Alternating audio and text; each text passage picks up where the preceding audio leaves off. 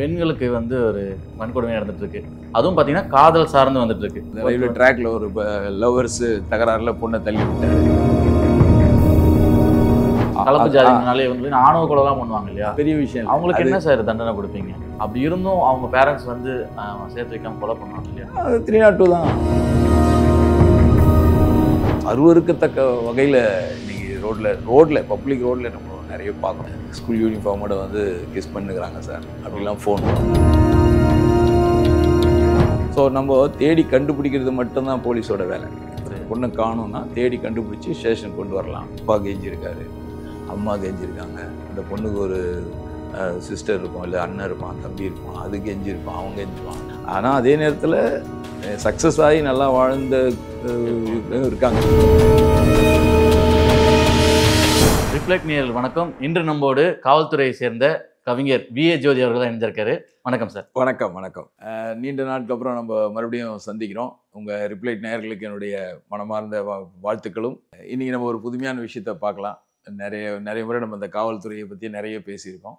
இன்றைக்கி காவல்துறையை சார்ந்து மற்ற ஒரு பொது விஷயத்துக்கு நம்ம இன்றைக்கி போகலாம். ஒரு விழிப்புணர்வு, எப்படி சொல்கிறது, ஒரு அட்வைஸ் மாதிரி கூட வச்சுக்கலாம். இன்றைக்கி இருக்கிற காலகட்டத்துக்கு கொண்ட சூழ்நிலைக்கு நம்ம ஒரு புதுமையான ஒரு நிகழ்ச்சியை அதை ஆரம்பிக்கலாம். Okay sir.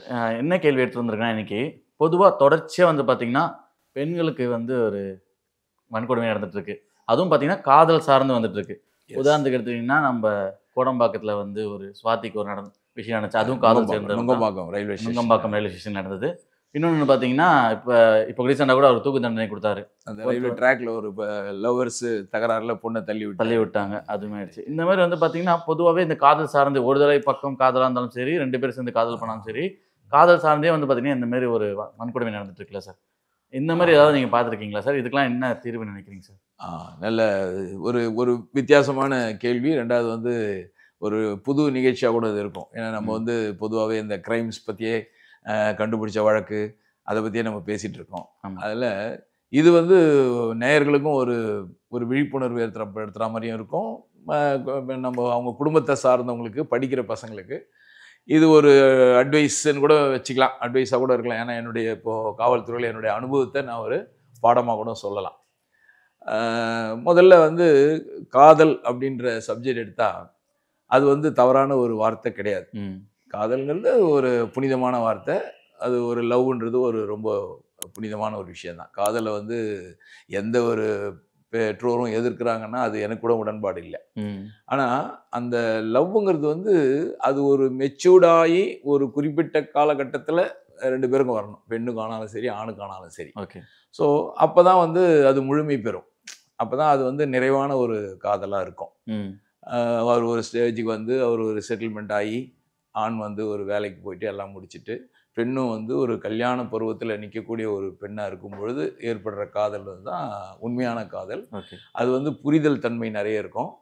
ஸோ அப்போ அதுக்கு வந்து கரெக்டான முறையில் 2 பேருடைய இதுவும் கரெக்டாக இருக்குதுன்னு சொன்னால் பேரண்ட்ஸ் வந்து அதை ஆதரிக்கலாம். அதில் ஒன்றும் தப்பு கிடையாது. அவர் அந்த பெண்ணோட வாழ்க்கைக்கு வந்து அவர் ஒரு அங்கீகாரம் கொடுப்பாரு, ஒரு நிரந்தரமான ஒரு வாழ்க்கையை கொடுப்பாரு, நல்லா வச்சுக்குவார் அப்படின்ற ஒரு நம்பிக்கை வரணும்.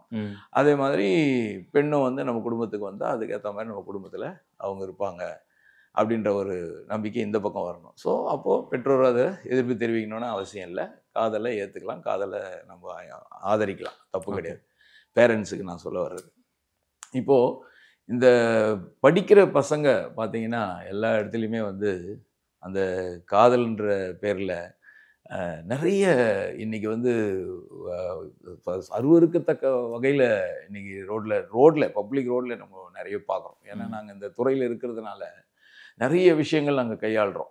ப்ராக்டிக்கலாக எங்ககிட்ட நிறைய விஷயங்கள் மாதிரி கம்ப்ளைண்ட்டு, புகார், நிறைய பிரச்சனைகள் அது மாதிரிலாம் வரும்பொழுது அதெல்லாம் நம்ம டீல் பண்ணும்போது தான் மனசு ரொம்ப சங்கடப்படுது.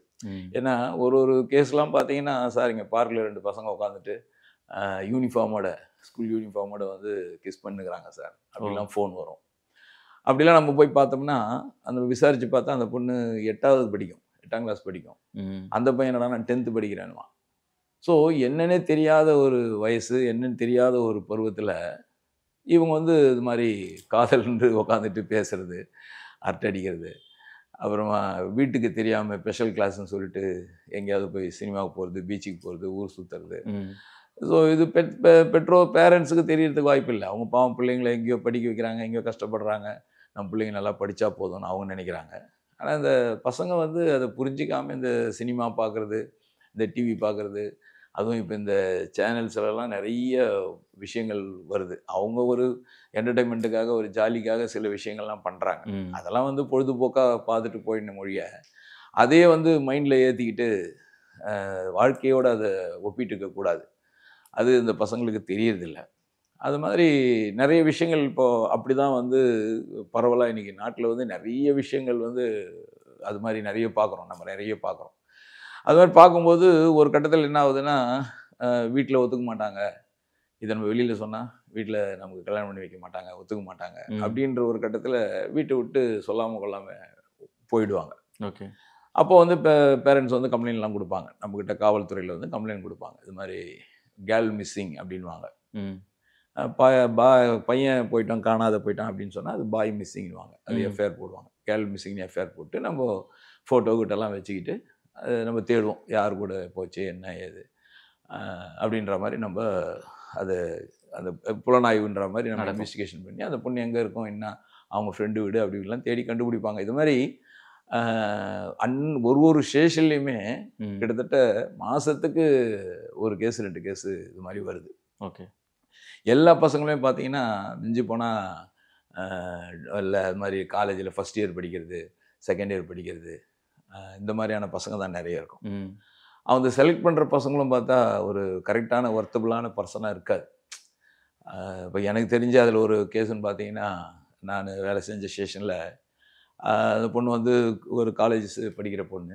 ஓகே. அது ஒரு பையனை இது மாதிரி தான் லவ். அவங்க சும்மா ஆப்போசிட் எதிர் வீட்டில் ஏதோ அவங்க அந்த இருப்பானுங்க, இந்த எக்ஸசைஸ்லாம் பண்ணுவான், போவான் வருவான், அந்த உடம்பெல்லாம் பார்த்து ஒரு பைக் வச்சுக்கிறான், முடியல் இப்படி வச்சுக்கிறான், காதில் ரிங் போட்டுக்கிறான், ஸ்டைலாக மாதிரி.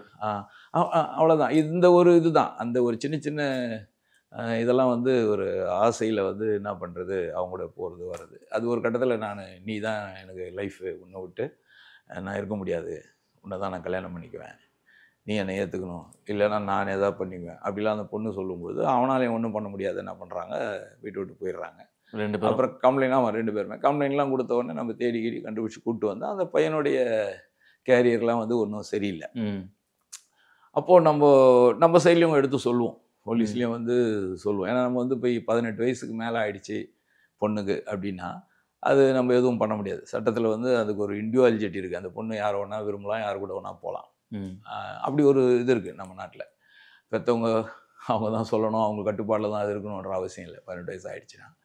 அதே மாதிரி ஆணுக்கு 21 வயசு ஆகிடுச்சுன்னா அவருடைய இஷ்டத்துக்கு ஒரு முடிவு எடுத்துக்கலாம். ஸோ நம்ம தேடி கண்டுபிடிக்கிறது மட்டும்தான் போலீஸோட வேலை. பொண்ணை காணும்னா தேடி கண்டுபிடிச்சி ஸ்டேஷன் கொண்டு வரலாம். கொண்டு வந்து அவங்க அப்பா அம்மா கிட்ட ஒப்படைக்கலாம்னா அப்பா அம்மா எதற்கு பொண்ணை கண்டுபிடிச்சாச்சுன்னு சொல்லலாம், கொடுக்க முடியாது அவங்க கிட்ட. அதுக்கு அடுத்த கட்டம் வந்து அப்பா அம்மா கூட தான் அனுப்பணும் அப்படின்னு சட்டத்தில் இடம் கிடையாது. ஓகே. அப்போ அந்த பொண்ணை தான் நம்ம கேட்டாகணும். என்னம்மா அப்படின்னா, இல்லை நான் அவர் கூட தான் போகிறேன் அப்படின்னு சொன்னால் போலீஸ் எதுவும் பண்ண முடியாது, தடுக்க முடியாது. அப்போ அவங்க சைடில் உறவினர்கள் தான் வந்து பேசுவாங்க, எடுத்து சொல்லுவாங்க. இந்த மாதிரி உன்னுடைய லைஃப் நல்லா இருக்காது, அவன் வேலை இல்லாமல் இருக்கான், வெட்டி இல்லாமல் இருக்கான், அவங்க கூட போய் எப்படி குடும்பம் நடத்துவேன் அப்படிலாம் வந்து சொல்லுவாங்க. இதெல்லாம் நம்ம கண்ணெதிரியே நடக்கும். நம்ம கொஞ்சம் அதுக்கு டைமும் கொடுப்போம். சரி ஏதாவது பேசுங்க, கொஞ்ச நேரம் அட்வைஸ் பண்ணுங்க அப்படின்வோம். இப்படிலாம் பண்ணும்போது என் கண்ணெதிரிக்கே பல விஷயங்கள் பார்த்துருக்கேன். எவ்வளோ பேர் அது மாதிரி அப்பா கெஞ்சிருக்காரு, அம்மா கெஞ்சிருக்காங்க, அந்த பொண்ணுக்கு ஒரு சிஸ்டர் இருக்கும், இல்லை அண்ணன் இருப்பான், தம்பி இருப்பான், அது கெஞ்சிருப்பான், அவன் கெஞ்சுவான், ஆனாம்மா அவன் லைஃபு பாழாயிடும், நம்ம வந்து வேற எங்கேயா பார்ப்போம், நல்ல மாப்பிள்ளையை பார்த்து கல்யாணம் பண்ணி வைக்கிறோம், அவசரப்படாத அப்படிலாம் ரொம்ப கெஞ்சுவாங்க ஸ்டேஷன்லேயே. ஆனால் கண்ணெதிர்க்கே அந்த பசங்க ஏதோ ஒரு அப்படியே மாயையில் பேசுகிற மாதிரியே பேசுங்க. இல்லை இல்லை நான் அவர் கூட தான் போவேன், அவர் கூட தான் போவேன், அவர் கூட தான் போவேன், இதே வார்த்தையை தான் சொல்லுங்க. என்னடா நம்மளை இவ்வளோ காலம் வந்து எப்படி சொல்கிறது, அதாவது பால் ஊட்டி சோறு ஊட்டி தோலிலும் மார்பிலும் கொஞ்சி குழாவி பெற்று வளர்த்து ஆளாக்கி என்னென்ன தேவையோ அவ்வளோ தேவைகளையும் அப்பா அம்மா பார்த்து செஞ்சு எல்லாம் பண்ணியிருக்காங்க. ஒரு 18-20 வயசு வரும்பொழுது கல்யாணம்னு வர வயசில் பண்ண தானே போகிறாங்க. நம்ம அந்த நேரத்தில் வந்து நம்ம இந்த மாதிரி ஒரு முடிவு எடுக்கிறோமே அவங்க யோசிக்கிறதே இல்லை இந்த பெண்கள். அப்போது அவங்க படிப்பும் பழா போகுது, அவங்க வாழ்க்கையும் இதில் ஃபெயிலியர் ஆகிடுது. இந்த மாதிரியான சமயங்களில் தான் வந்து இந்த மாதிரியான தப்புகள்லாம் நாட்டில் நடக்க ஆரம்பிக்குது. இப்போ அந்த மாதிரியான இது வரும்பொழுது ஒரு சில பெண்கள் வந்து சரி அப்படின்ட்டு போயிடுற பெண்கள் இருக்கு. அப்படி போகும்போது என்ன ஆகுதுன்னா, அவன் வந்து உன்னைய தம்பி தானே நான் வந்தேன் அப்படின்ற மாதிரி அவன் மனசு பாதிக்குது. ஸோ அந்த பாதிப்பு எங்கே போய் முடியுதுன்னா, இந்த மாதிரியான கொலையிலையும், இந்த மாதிரியான ஆசிட்டை ஊற்றுறது, இது மாதிரியான தொந்தரவு பண்ணுறது, அதில் போய் முடிஞ்சிடுது. இதுக்கு அடிப்படையே வந்து இதுதான்றது தான் என்னுடைய அபிப்பிராயம். அடித்தளமே இந்த மாதிரியான 2 சைட்லையும், ஆணாக இருந்தாலும் சரி, பெண்ணாக இருந்தாலும் சரி, அடித்தளமே வந்து அந்த வயசுக்கேற்ற எண்ணங்கள் இருக்கிறது இல்லை. அதால் வர்ற விளைவுகள் தான் இதெல்லாம். அந்த சின்ன இப்போ கூட ஒரு இடத்துலையுமே பார்த்தீங்கன்னா இதுதான். அந்த டீச்சர் கூட ஒரு ஊரில் வந்து லவ் பண்ணாங்க, போனாங்க, அத்தனை வருஷம் லவ்லாம் பண்ணிட்டு திடீர்னு என்ன ஒன்று பிடிக்கல அப்படின்றாங்க. அப்போ அவங்க முதல்லயே செலக்ட் பண்ணும்போதே கரெக்டாக பார்த்து செலக்ட் பண்ணிருக்கலாம். பிடிக்கலன்னும் போது அவன் அந்த ஆத்தத்தில் போய் கத்தியால் குத்துறான். ஸோ அது கொலையில் முடிஞ்சிருது. அந்த பொண்ணு அப்படி தான். அந்த ரயில்வே ஸ்டேஷனில் வந்து ட்ரெயின் வரும்போது தள்ளி விட்டான்றதும் இந்த மாதிரியான ஒரு தாக்கம் தான். ஏன்னா வந்து எவ்வளோ நாள் லவ் பண்ணும்போது தெரியலையா, இப்போ திடீர்னு வந்து இப்படி சொல்கிறியே அப்படின்னு போன்ற ஆத்திரத்தில் தான் அவன் என்ன பண்ணுறான், அந்த பொண்ணு தள்ளி விட்டுறான். ஸோ இது மாதிரியான சம்பவம் நடக்கிறதுக்கெல்லாமே அடித்தளம் அப்படின்னு பார்த்தீங்கன்னா இதுதான். இந்த மாதிரியான அந்த கரெக்டான ஏஜில், கரெக்டான வயசில் அந்த காதல் ஈடுபட்டாங்கன்னா, அது மெச்சூர்டான வயசில் பண்ணாங்கன்னா இந்த மாதிரியான தவறுகள் நடக்கிறதுக்கு வாய்ப்பே இல்லை. அது பெண்களுக்கும் சரி, ஆண்களுக்கும் சரி, அது புரிஞ்சிக்கிறது இல்லை. நம்மள பசங்க கூட பார்த்தீங்கன்னா, சினிமாவில் வர மாதிரி ஹீரோயிசம்லாம் காட்டி சில பேர் கூப்பிட்டு வந்து பண்ணுறான். அதுக்கப்புறம் கஷ்டப்படுறான். ஒரு சாப்பாட்டுக்கே கஷ்டமாயிடுது, வாடகை கொடுக்க கஷ்டமாயிடுது. அதுக்கப்புறமா வந்து அவனுடைய கேரியரும் பாழாகுது. அவங்க வீட்டில் நிம்மதி இல்லாத போகுது. அவனுக்கு வந்து அவசரப்பட்டு எடுக்கிற முடிவு தான் அது. இது மாதிரியான நிறைய வழக்குகள்லாம் நம்ம கண்ணாலே நிறைய பார்த்துருக்கோம். அதில் ஒரு கேஸ்லாம் பார்த்தீங்கன்னா, நம்ம எவ்வளவோ அட்வைஸ் பண்ணியும் கேட்காம, அதுக்கப்புறம் பார்த்தா நான் அவங்க தான் போவேன்னு சொல்லிடுச்சு. அவங்க அப்பாவும் அம்மாவும் எங்கள் பொண்ணே இல்லை சார், நான் தேவையில்லை, எழுதி கொடுத்துட்டு போக சொல்லுங்கள் அப்படி. இதான் கடைசியாக நடக்கும். எழுதி கொடுத்துட்டு எனக்கு இனிமேல் செத்தாலும் என் முகத்தில் முழிக்கக்கூடாது அப்படின்வாங்க. அதே மாதிரி எழுதி கொடுத்துட்டு போயிடுவாங்க.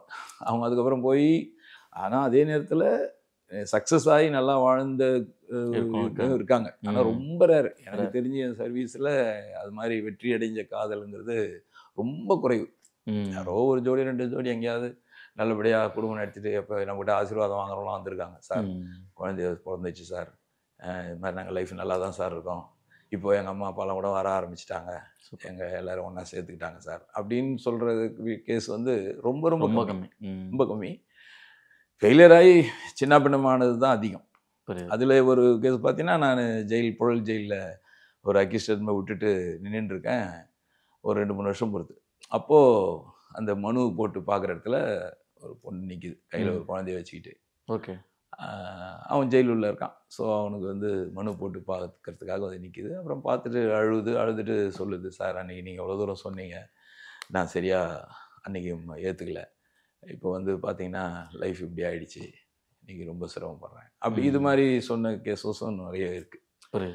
ஸோ இதுக்கு இந்த அடிப்படையே இந்த மாதிரியான லவ்வில் வந்து பிரச்சனைங்க வந்து அது வந்து விபரீதமாகி தான் வந்து இந்த மாதிரி கொலைகளை முடியறது, அது மாதிரி நிறைய விஷயங்களில் முடியுது. ஸோ இது வந்து பெண்களுக்கான ஒரு இதுவும் கூட நம்ம வச்சுக்கலாம். அவங்க வந்து இது கரெக்டான தவறான இது மாதிரி நோக்கத்துக்கு போகாமல், படிப்புனா படிப்பு முடிகிற வரைக்கும் நம்ம எந்த கமிட்மெண்ட்டை வேணாம், அம்மா அப்பா இருக்காங்க, நமக்கு நிச்சயமாக ஒரு வாழ்க்கையை தேர்ந்தெடுத்து கொடுப்பாங்க அப்படின்னு ஒரு முடிவு எடுக்கணும். அப்படி இல்லை ஒரு காதல் பண்ணுறாங்க அப்படின்னா அதான் அந்த வயசுக்கு அப்புறம் தான். அதுவும் நான் சொல்கிறது படிக்கும் போதெல்லாம் இல்லை, அதுக்கப்புறம். அப்போது அதை வந்து அவங்க வீட்டில் கூட சொல்லலாம். அது ஒன்றும் தப்பு கிடையாது, தைரியமாக கூட சொல்லலாம். இந்த மாதிரி நான் இவர் மேலே விரும்புகிறேன், லையான லைஃப் அந்த பொண்ணு தான் வாழப்போகுது. ஸோ அதனால் வந்து அந்த பொண்ணோட அபிப்பிராயம் கேட்குறது, அந்த பொண்ணுக்கு விருப்பமான ஒருத்தரை தேர்ந்தெடுத்து கல்யாணம் பண்ணி கொடுக்குறது தான் நியாயமாகவும் இருக்கும், அதுதான் கரெக்டானவும் இருக்கும். ஸோ அது மாதிரி சொன்னால் பேரண்ட்ஸும் வந்து அதை காது கொடுத்து கேட்கணும். சரி அப்படியாம்மா, சரிம்மா, நம்ம என்னன்னு பார்ப்போம். ஏன்னா அந்த பொண்ணு ஜெனுனாக நம்மகிட்ட சொல்லுதுன்னு போது அதுக்கு ஒரு மரியாதை கொடுத்து, அதுக்கு ஒரு முக்கியத்துவத்தை கொடுத்து, நம்ம அதை கொஞ்சம் சர்ச் பண்ணி பார்த்து, அந்த பையன் யார் என்ன ஏது, நம்ம குடும்பத்துக்கு ஏற்ற பையன் தானா, நம்ம பொண்ணை வச்சு கரெக்டாக பார்த்துக்கோனா அப்படின்ற மாதிரி இவங்களும் ஒரு முடிவு எடுத்து, பேரண்ட்ஸும் கொஞ்சம் அந்த சைடில் விட்டு கொடுத்து, இதில் கொஞ்சம் மற்ற விஷயத்தெல்லாம் கொஞ்சம் விட்டு, ஜாதி மதம் அது இதெல்லாம் கொஞ்சம் விட்டு போனால் பொண்ணோட வாழ்க்கை நல்லாயிருக்கும். ஒரு சிலர் அடம்ப்டாக வந்து இல்லை, அந்த பொண்ணு சொன்னதுக்கப்புறமும் சில பேர் ஒத்துக்க மாட்டாங்க. ஆமா, அதான் கேட்கணும் சார். நிறைய கிராமப்புறத்துலலாம் பார்த்தீங்கன்னா, ஜாதி சார்ந்து மறு கலப்பு ஜாதினாலே வந்து ஆணவ கொலைலாம் பண்ணுவாங்க இல்லையா? அந்த அதுதான். மாரி கேஸ் ஏதாவது பார்த்துருக்கீங்களா சார் நீங்க? இல்ல அதான். அதுதான் நெறைய பார்த்துருக்கோன்னா, அந்த கேஸ்லாம் நம்ம சொல்லிட்டே போனா, நீங்கலாம் சொல்லிட்டே போலாம். ஓகே. நெறைய இருக்கு. அதுவும் இல்லாம அத பார்த்துருக்கேன்றத சொல்றது ஒண்ணும் பெரிய விஷயம் இல்ல. அவங்களுக்கு அது என்ன சார் தண்டனை குடுப்பீங்க? இப்ப ஏன்னா பெண்ணும் ஓகே மேஜர்ல இருக்காங்க. பையனும் மேஜரா இருக்காங்க. 2 பேருமே ஓகேயா இருக்காங்க. அப்படி இருந்தும் அவங்க பேரண்ட்ஸ் வந்து சேர்த்து வைக்காம கொலை பண்ணுவாங்க இல்லையா? அது 302 தான். கொலை கேஸ் 302 தான். அதுக்காக அந்த சப்ஜெக்ட்டுக்காக கொலை பண்ணாங்க, இந்த சப்ஜெக்ட்டுக்காக கொலை பண்ணாங்கன்னு சட்டம் ஒண்ணும் மாறப் போறதில்ல. புரியுது. கொலை வழக்குன்னா அது 302 தான். நம்ம இப்போ அந்த ட்ராக்கே போ வேணாம். இந்த ம். ட்ராக் என்னன்னா, அந்த மாரியான விஷயங்கள்லாம் வந்து பேரண்ட்ஸும் கொஞ்சம் விட்டு குடுத்து போறது வந்து நல்லது. புரியுது. அதால ஏற்படுற பிரச்சனைக்கு தான் இது. இல்லையா? அது சில பேர் அந்த ஈகோலாம் பார்ப்பாங்க. அது மாரி பார்க்கும்போது என்ன ஆகும்னா, சில நேரத்தில ஆணவ கொலை கூட சில இடத்துல தான் நடக்குது. எல்லா இடத்துலயும் அது மாரி சொல்ல முடியாது. ஆமா. சில இடங்கள்ல வந்து பிரிச்சு கட்டாயப்படுத்துனாங்கன்னா, அவங்க ஏதாவது பண்ணிக்குவாங்க. புரியுது. இப்ப அந்த பெண் வந்து வீட்ல இருக்குதுன்னா, ம். அது நாளைக்கு ஏதாவது மனசு உடைஞ்சு வீட்டுக்குள்ளேயே இருந்து என்ன ஆகும்? அது ஏதாவது சூசைட் பண்ணிக்கிறதுக்கு வாய்ப்பு இருக்கு இல்லையா? புரியுது. அது மாரி பண்ணிடுச்சுன்னா, அதுக்கப்புறம் அழுது புரண்டு பிரயோஜனம் இல்ல. கண்டிப்பா. ஐயோ! நான் பேசாம உனக்கு அவங்களுக்கு கல்யாணம் பண்ணி வச்சிருக்கலாம் போல இருக்கே. நான் உன்ன கட்டாயப்படுத்தி வேணான்னு சொன்னனால இப்படி பண்ணிக்கிட்டே. ஒரு சில பெண்கள் அது மாரி வீட்ட விட்டு ஓடாது. ம். அப்பா, அம்மா கௌரவத்துக்காக நம்ம தன்னை மாய்ச்சிக்கலாம் அப்படின்னு ம். முடிவு எடுப்பாங்க. ஸோ எப்படி பார்த்தாலும், அந்த அடிப்படை தன்மை சரியில்லைன்னா, இது மாரியான பிரச்சனைகள் வர்றதுக்கு வாய்ப்பு இருக்கு. ஸோ புரியுது. அதனால அந்த படிக்கிற காலத்தில படிக்கணும். லவ் பண்ணுறதுக்குன்னு ஒரு வயசு வரும்போது லவ் பண்ணலாம், தப்பு கிடையாது. அதுவும் வந்து பேரண்ட்ஸோட சம்மதத்தோட அவங்ககிட்ட கேட்டு அது சரியா இருந்தது அப்படின்னு சொன்னா, அது ஏத்துக்கலாம். இல்ல அப்பா, அம்மா ஏதோ ஒரு அட்வைஸ் பண்றாங்க, புத்திமதி சொல்றாங்கன்னா, அத அவங்க கேட்டுக்கணும். இது வந்து ஒரு சின்ன இது.